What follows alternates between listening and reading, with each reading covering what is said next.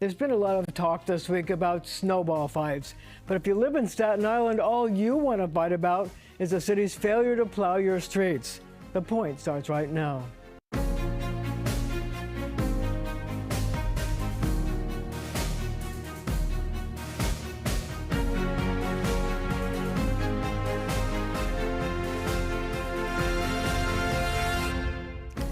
Borough President Vito Fossella wasn't snowed by the city's plowing efforts in his borough.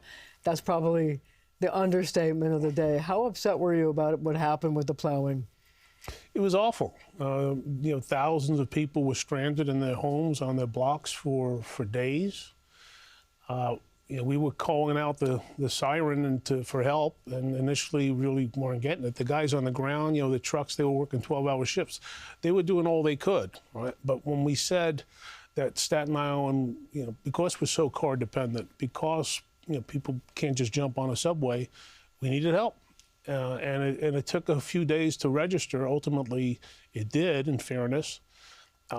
But it was just, somebody dropped the ball big time, and a lot of people suffered. It was frustrating, aggravating, and they were sort of treated like second-class citizens. And then to compound that, we find out after dealing with the state, trying to get some help, and we were asked, what could we do to help? Okay, I take people at the face value, and they were genuine.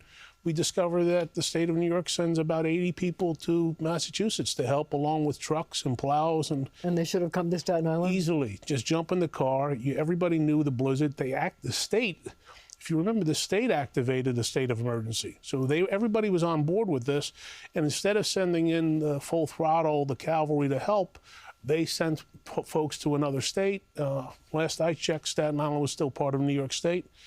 And, a lot of folks suffered. And then, in addition, to reopen schools on that Tuesday was putting people and families in harm's way. Most people exercised good judgment, in my opinion, by keeping their kids home. In fact, the attendance on Tuesday was 30%, which means that 70% of the families kept their kids home. Other parts of the city was high, but in other parts of the city it was better. Other parts of the city, kids can jump on a subway. The streets were clean. And the one-size-fits-all approach didn't work this time. It never works. And we're hopeful, if there's a lesson learned, that we can sit down with the powers that be and say Staten Island should be treated differently in these types of situations. Well, one of the things that the sanitation commissioner said when asked about what was going on in Staten Island was that it's a different kind of borough because you have a lot of residential areas, 1- and 2-family homes, windy streets. And that was a difficult challenge given the amount of snow that fell. Do you agree with that? Staten Island didn't become Staten Island last week. Everybody knows that Staten Island has a suburban feel relative to other parts of the city. And it's got hills, it's got streets that are narrow. That should not come as a shock to anybody. Right? We have handled snowstorms like this in the past. Granted, it was a lot of snow. Grasmere section of Staten Island got the most in the city, 29 inches. There were parts that during the storm was like Central Park was about half. So at that time, the bell should have been going off of, okay, we seem to be okay here in Manhattan or the boroughs. What's going on in Staten Island, which was horrible. And the notion that somebody woke up and realized that the streets in Staten Island are different, that begs the question of, where are we? Well, I mean, the reason I asked the question is that at some point when you were, and the citizens were complaining about it, they agreed to hire outside contractors to come in. Do you think that they should have had the outside contractors called in from the beginning? Yeah, they should have had more resources prepared from the beginning because they were the ones who were, ringing the bell. If you remember, the city put out a statement to basically prohibit driving from 9 o'clock Sunday to 12 o'clock Monday. The state of New York activated a state of emergency, I think it was 22, 23 counties. So everybody was on notice that this thing was going to be bad and big. So why not be ready as soon as it's happening and do it on a continuous basis? We got a lot of, unfortunately, got a lot of folks who said, hey, by some record that their street was plowed, when in fact probably it wasn't. So they were being misled, or there was misinformation out there, and that was adding to the frustration and the aggravation. And we're not even talking about elderly folks who had maybe needed to go to a doctor, or I was aware of someone who went into cardiac arrest, had to have a police escort, and their streets were basically impassable, and they were there impassable for several days. So these are the situations where the government really has to step up. You know, in terms of personal security, the police, they do a great job. Fire department does a great job. The sanitation guys are great guys. They needed the resources to get the job done in a more efficient and a better way, a smarter way. I mean, I can tell you, I drove around all day long for the last several days. How many sanitation trucks got stuck on the street? In large part because they were trying to make a turn and maybe the road was a little narrow. So that begs the question, do we need smaller vehicles to address those roads? So it really has to be like not just a mea culpa, but a sit down to say, okay, where'd we mess up? And how do we make it better the next time? Well, you know, there's an ongoing controversy about whether the St. Patrick's Day parade on Sunday should go ahead, given the fact that you still have to plow Forest Avenue. How do you feel about that? I think the priority 1, 2, and 3 needs to be to get the streets, every street reopened. Nobody should have to worry about that. If that is comfortable, if that is in place, and now we have Mother Nature's helping us out a little bit the next couple of days, 50 degrees, so the snow, I think, will be melting more. So that should be the priority. Listen, the St. Patrick's Day Parade is a great day for Staten Island. Businesses, folks from all over, I've been going my whole life. The issue that I think is the question on the table is they can't just postpone the parade. Right. It's either going to happen. Yeah, it's either going to happen Sunday, or it's canceled. And I think on balance, if the streets can be reopened, and concurrently they can help the parade committee and what they call Forest Avenue and the residents there, help them get the parade going, then it is what it is. But this is the kind of thing that renews people's desire to secede from the city. Do you think that this is something that people are thinking about, given the fact that there's a strong feeling that Staten Island is once again the forgotten borough? Yeah, it's happened pretty often, and I can tell you the pot is boiling again. Back in the 90s, the 2/3 of Staten Island voted to secede, and the state legislature, despite many promises to allow it to go forward, invoked the home rule message to kill it. We had some good mayors who were attentive and responsive to the people of Staten Island, and that pot started to simmer. Now it's boiling, right? Because they're seeing actions. They're saying, "Hey, we pay taxes too, and yet we're being treated like second-class citizens here. You're not listening." So it's not unusual for people to take that position. It's a very serious conversation to have. I think it's one worth having. And if the city says, "Hey, we're just not into you anymore," that's cool too. But I do think that, in my opinion, my job, listen, I'm a lifelong Staten Island resident. I love the people there. They're great, patriotic, hardworking, service-oriented. Staten Island comes first. Staten Island families come first. That's my job, and I will put them first every single day. And lately, unfortunately, even with talk about potential property tax hikes, that's going to bang the homeowners in Staten Island in a very significant way, when we know that there are ways that we can reduce the city budget to prevent the property tax hike from hurting the middle class and homeowners more than they're being punished right now. So if I were to say to you, would you support secession, what would you say? I personally support secession. I do. Really? I do. I do. I've supported it for a long time because I trust the people of Staten Island to make the decisions for themselves more than we very often have to beg on bended knee to the city to say, we need your help. If the city of Staten Island or the county of Staten Island was separate, I don't think that would be occurring.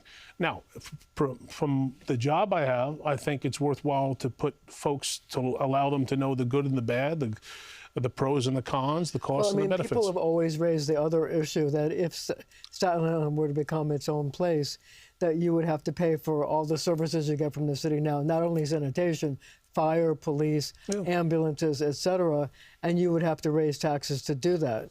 As I say, And I think sewers. the serious conversation is to, like anything else, you assess the cost and the benefits, the pros and the cons, and decide what's the best approach. I would argue that there are a lot of probably spending measures in the city that the people of Staten Island would not support to the extent that the city is. Like, you look at the Department of Social Services, the budget is ballooning, right? Blowing up. Homeless services blowing up. I don't know if those things would fly on Staten Island the way they fly in the rest of the city. Okay, we're going to have to leave it right there for now. Up next, former Controller Scott Stringer, who's worried about the city's tilt to the left. Scott Stringer always identified as a liberal, a progressive liberal, but he doesn't like what he sees in city politics today, and he wants to change it. So how do you want to change it? Well, look, right now, if you want to engage in politics, and politics, according to Mayor Mondami, is now a full-time occupation or preoccupation. The mayor has set up an organization to do politics, to run candidates, and that's certainly his right. Mayors usually don't get that directly involved in primary elections. And so what he's signaling to those of us in politics or people in government— He wants more liberal people, more DSA people. He wants his people in office, and I don't begrudge that. But what he's signaling to everybody is get involved in politics. And I want to continue to participate in the political process. And I believe that we have extremes in our government nationally and locally. We have people on the far, far left, the DSA. We have people on the far right, MAGA Democrats. And I hope that we can have a conversation to attract people to this notion that liberalism, being progressive, people who care about affordable housing, child care, and the like, can find a safe space to discuss the issues of the day. What's the safe space? Well, the safe space has to be people coming together and having a dialogue about issues and discussions without being called a right-winger or a left-winger. How about going back to something old-fashioned? Just liberal Democrats who care Are we talking passionately about moderates? people. Is that the word? No, Is that a bad word? No, I don't think anything's a bad word if we're talking about issues, if we're talking about how do we build affordable housing? How do we make sure that in some of the discussion, we don't end up pricing out New Yorkers? That's why I commend Julie Menon, for example, when she said to Mayor Mondami, no property tax increase, because that's going to push rents up and property values that are going to push people, middle-class people out. That's why I say to people, if we're going to talk about free buses, well, we have to also analyze the impact of that. That means that we're going to take $900 million out of the transportation system. We're going to divest instead of invest in mass transit. We should discuss the pros and cons of free buses. Should people like us pay for getting on a bus? I think we should. Should poor people struggling have to pay that fare? I don't think so. But what I'm hoping for is there'll be more voices at the collective table influencing the mayor, influencing the governor. I think that kind of political activism is part of our city history, and I hope to play a role in helping to shape that. I guess what the question is what stripe of person do you want to see at the table? You're basically seeming to say that you don't like the far left DSA, you don't like the far right MAGA Democrats, as you call them. But so you're basically saying you want somebody in the middle who's going to play referee. I think what we're really saying is we want to create an opportunity for candidates, future candidates, young people who want to run for office. We want to give them different opportunities to find their ideology and find their footing. So for some people who disagree respectfully with some of the DSA platform, that may not be a place they want to be. Obviously, there are people in this city that do not support MAGA Democrats. They don't want to be part of that. So do you want to run candidates? You want to raise money to run candidates? I think we should be prepared as a city or political activist to follow the mayor's lead. If you disagree with the people he's endorsing, and I do disagree with some of the candidates he's selected, then I want to have the opportunity to work with other people, other organizations, to create an opportunity for politics, for campaigning. You have to raise money to do that. And you do have to raise money, but that means are you going to fund candidates? You're going to endorse candidates? What do you want to do? I'm going to try to work with people who are like-minded, who want to be part of the political process. How that gets created is not up to me. It's about sitting with people, meeting with people, which is what I'm doing, among others, to come up with, hopefully, an avenue where people progressives, liberals, people who sometimes call themselves moderates, can come together and say, you know what, I respectfully disagree with the mayor. And there are times I agree with the mayor, but we need more voices at the table. If you're on the extreme left and you're on the extreme right, and there's no place for a liberal Democrat, somebody who cares passionately about people who are struggling in the city, may have different ways or opinions on how to solve some of these issues. If those opinions are muted, if the mayor can say, I'm going to support my friends for political office because I owe them, well, that's old-fashioned politics. And that's not something that we as a city have always traditionally supported. We need more voices, and I hope we can provide that. Well, you know, already there are stories about members of the business community and others who are concerned about the leftward tilt of the city and are trying to form political action committees, raise money. What's the end result of this? Is this to fund candidates, to run candidates against the mayor's candidates? I mean, what's the goal? Look, I don't know what other folks are doing. Obviously, I'm reading the same articles. I see what people are trying to set up. It's part of our democracy, right? The first thing the mayor did upon getting elected mayor was move to set up his organization, to have his own multi-million-dollar apparatus to move his agenda. Is that right or wrong? Well, I think we spend so much time now focusing on elections and politics and maybe less solving government problems or bringing everyone to the table. I fear that that is the reality of our politics today. So it's not unusual that people of all different backgrounds and opinions are going to set up these super PACs and these IEs. But my view is this.